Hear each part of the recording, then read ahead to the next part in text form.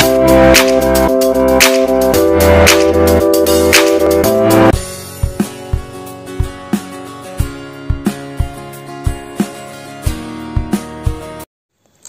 friends, welcome back to my YouTube channel. Its name is Pass Coaching Channel. Today we are going to discuss the last topic of permutations, that is permutations of objects not or distinct. मतलब जो पूरा different ना हो, जिसमें कुछ letters repeated हो. The number of mutually distinguishable permutations of n things, आपके पास total n things होगी, चाहे वो लेटर हो डिजिट्स हो. Taken all at a time, आपने एक बार में सभी को क्या है यूज करना है. Of which P R alike of one kind, जिसमें एक टाइप के आपके पास पी एलिमेंट्स है अलाइक जो सेम होते हैं. Q alike of second kind के आपके पास क्यू है. तो जिन दोनों का टोटल मिला के आपका क्या बनता हो एन. तो इसका फॉर्मूला क्या होगा N factorial over P factorial Q factorial. अगर आपको नहीं समझ आया तो एग्जाम्पल के थ्रू समझाने की कोशिश करूंगी. Find the number of different permutations of the letters of the word banana. सबसे पहले हम क्या लिखेंगे, total number of letters in the word banana. Banana में टोटल कितने लेटर्स है हमारे पास 6.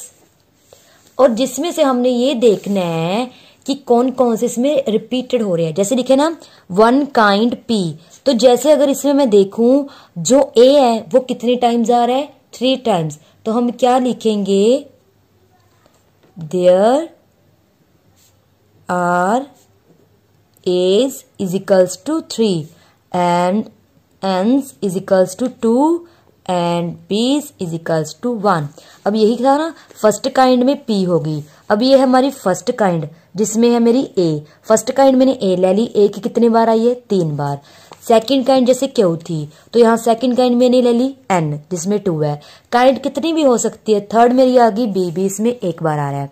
जब आप इन तीनों का टोटल करोगे, जहाँ पे लिखा था ना जितने रिपीट हो रहे हैं उनका टोटल करो, वो एन बनेगा. 3 + 2 + 1. तो मतलब यहाँ पे जो मेरा है 3 + 2 + 1 क्या 6. Total number of letter N क्या आ रहा है. तो इसका जो नंबर ऑफ वेज होंगे, टोटल रिक्वायर्ड नंबर ऑफ जो भी वर्ड्स होंगे, उसका फॉर्मूला आपका क्या होता है, ऊपर एन फैक्टोरियल मतलब टोटल जितने इसमें लेटर है. नीचे जो रिपीट होते हैं, जैसे फर्स्ट के क्यों रिपीट हो रहे थे, इसमें क्या है ए 3 टाइम्स रिपीट हो रहा है, फिर एन 2 टाइम्स, फिर 1 फैक्टोरियल. मतलब कुछ नहीं करना, ऊपर जितने आपके वर्ड्स है आप उतना फैक्टोरियल लिख दो. उसमें जितने जो रिपीट हो रहे हैं उतने टाइम्स फैक्टोरियल डाल दो. जैसे 3 ए आ रहा है, 2 एन आ रहा है, 1. इसको फिर सोल्व कर लो. तो हमने सोल्व कर लिया. सोल्व करके हमारे 60 वर्ड आ गए, जिससे क्या हम इनकी डिफरेंट परमुटेशंस बना सकते हैं. देखो यहाँ पे मेंशन है डिफरेंट परमुटेशन. जब भी आपको डिफरेंट परमुटेशंस बोला गया हो तब आपने ऐसा कंसेप्ट यूज करना है. अगर आपको ऐसा बोलते हैं find the number of permutation, तो सिंपल था 6p6. टोटल 6 वर्ड्स है. 6 हम क्या कर सकते हैं उनमें चेंजेस, 6 लेटर्स को ही अरेंज करना है. तो 6p6 आना था find the number of permutations. यहाँ पे स्पेशल मेंशन है डिस्टिंग्विशेबल परमुटेशन, मतलब डिफरेंट परमुटेशन फाइंड करने का कंसेप्ट ये होता है इसमें. Now our next question is how many different words can be formed with the letters of the word Mississippi. सबसे पहले देखिए हाउ मेनी डिफरेंट वर्ड्स, मतलब डिफरेंट वर्ड्स फाइंड करने, तो आपका ये कंसेप्ट यहाँ पे यूज होगा. मतलब ऊपर टोटल लेटर्स लिखेंगे, जितने रिपीट हो रहे हैं उनका डिफरेंट फैक्टोरियल्स डिनोमिनेटर में आएगा. सेकंड में पूछेगा in how many of this permutation 4 eyes do not come together. उसके बाद हमने वो परमुटेशन फाइंड करनी है जिसमें 4 I do not come together. जिसमें जो 4 आई है हमारे पास, जो चारों आई हैं वो कभी एक साथ ना हो, वैसे कौन सी परमुटेशन होगी, कितनी परमुटेशन होगी. तो हमें पता है. उसके लिए हम क्या करते हैं, टोटल में से 4 आइज कम टुगेदर को माइनस करके करेंगे. चलो पहले हम इतना निकालते हैं. सबसे पहले हम लिखेंगे टोटल नंबर ऑफ लेटर्स किस वर्ड में, इन द वर्ड मिसिसिपी. MISSI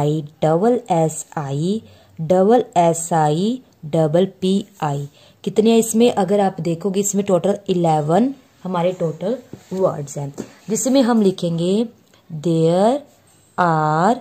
सबसे पहले देखेंगे कि रिपीटेड कौन कौन से हो रहे हैं. आई टोटल देखो आई कितने आ रहे हैं हमारे पास 4. फिर देखो एस SB 4, फिर है हमारी P, वो है 2। तो बस जो रिपीटेड हो रहे हैं सिर्फ वही लिख दो, बाकी अगर लिखोगे आप M, वो क्या आएगा 1, फिर क्या आएगा आपका, बस M रह गया था। तो अब क्या लिखेंगे, रिक्वायर्ड नंबर ऑफ वर्ड्स, वो हमारे क्या आ गए, या फिर आप इसको टोटल नंबर ऑफ वर्ड्स भी लिख सकते हैं। टोटल नंबर ऑफ वर्ड्स आएंगे ऊपर 11 फैक्टोरियल, नीचे रिपीटेड वाले सभी जो है डिनोमिनेटर में फैक्टोरियल लिख दो।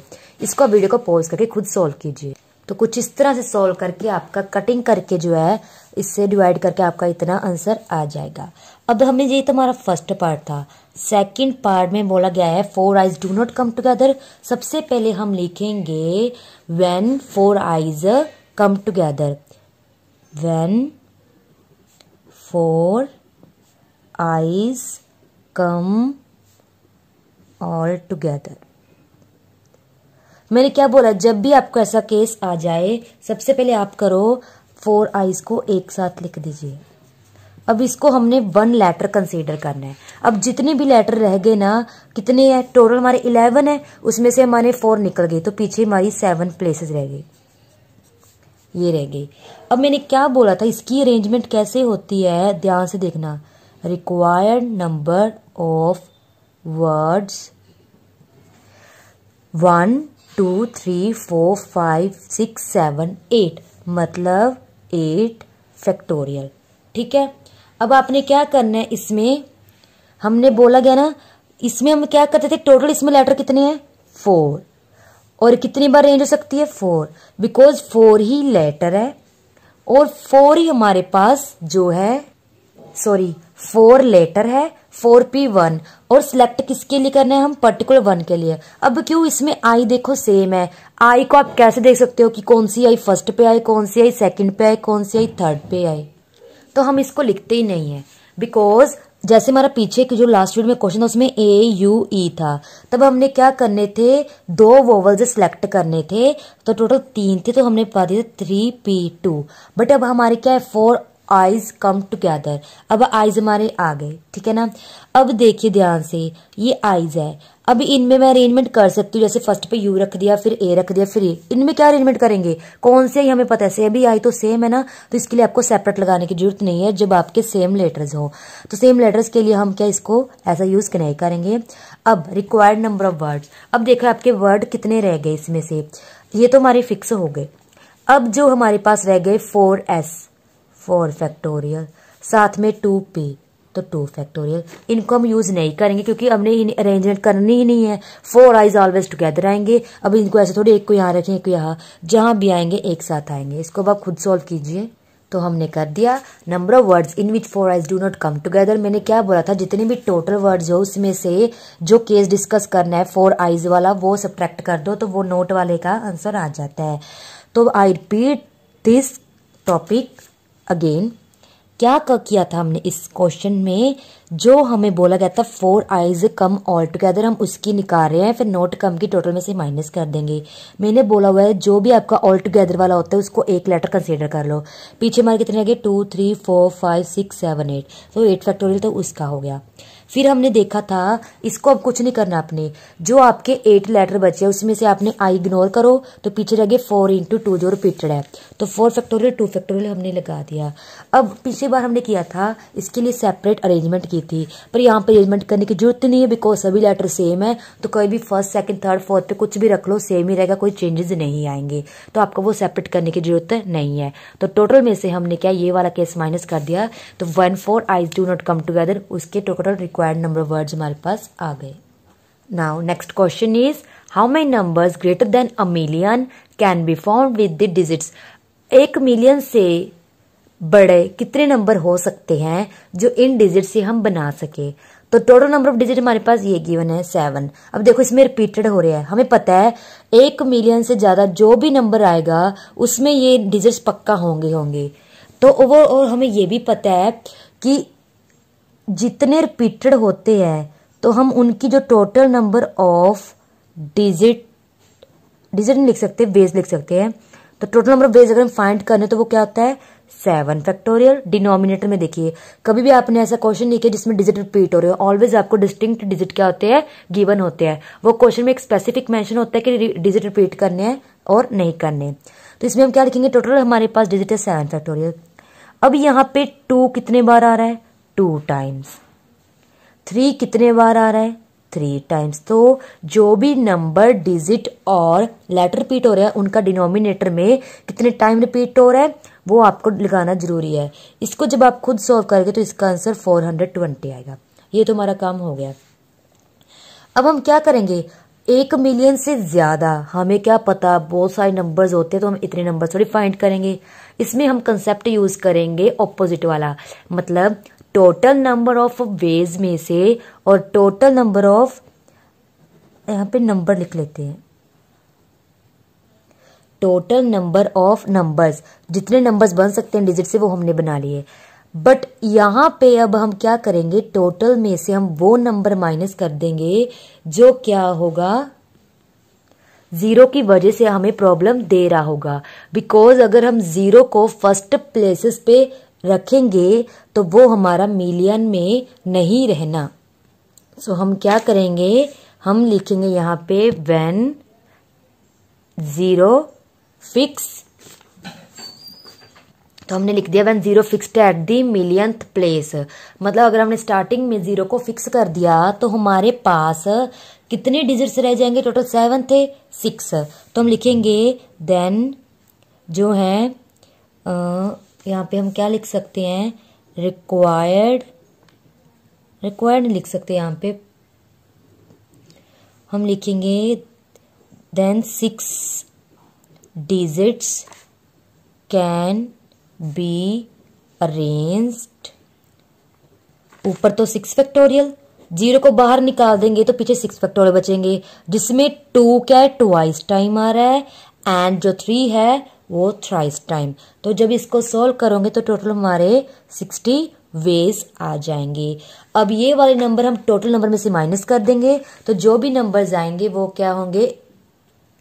तो हमने क्या किया कि हम इन डिजिट से 1 मिलियन से ज्यादा जो नंबर बड़ा हो सकता है वो कितने बना सकते हैं हम, 360। अब टोटल बोलोगे कि 360 है, अरे भाई सिर्फ हमने ये डिजिट से ही यूज करके 1 मिलियन से ग्रेटर देन जो नंबर है वही हमने इसमें बताने हैं। तो पहले हम total number of numbers find कर लिए, देन जो 0 वाला केस है ऑलवेज डिस्कस करना पड़ता है बिकॉज उसकी वजह से हमारा जो मिलियन वाला है वो क्या है, केस डिस्टर्ब हो जाता है। तो उसका केस डिस्कस करके आपने टोटल में से उसको माइनस करना होता है।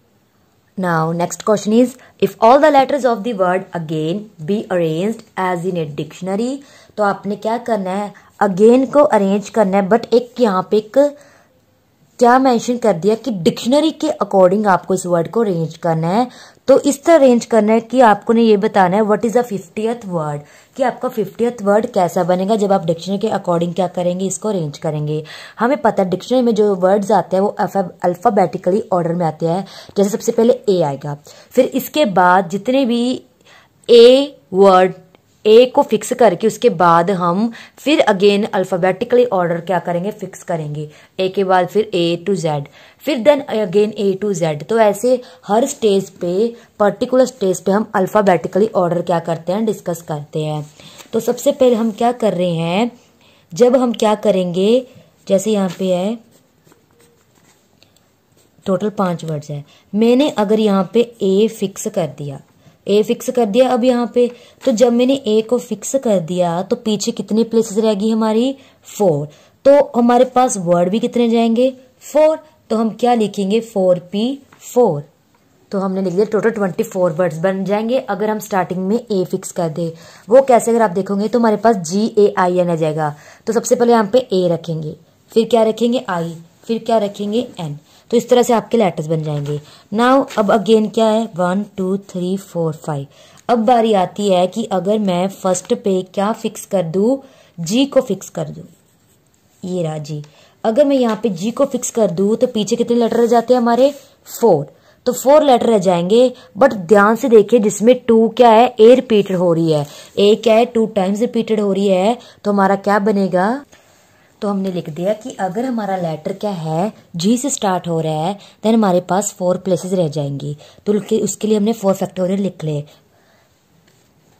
बट यहाँ पे एक बात देखने वाली है कि अगर जी को फिक्स कर देते हैं, जी को स्टार्ट करते हैं, तो पीछे हमारे पास ये 4 लेटर बच जाते हैं। इन 4 का हमने लिख दिया 4 फैक्टोरियल। और पता है जब रिपीट हो रहे तो हम 2 फैक्टोरियल सेपरेट नीचे लिखते हैं डिनोमिनेटर में। तो 4 फैक्टोरियल ओवर 2 फैक्टोरियल तो हमारे 12 वर्ड्स बन जाएंगे।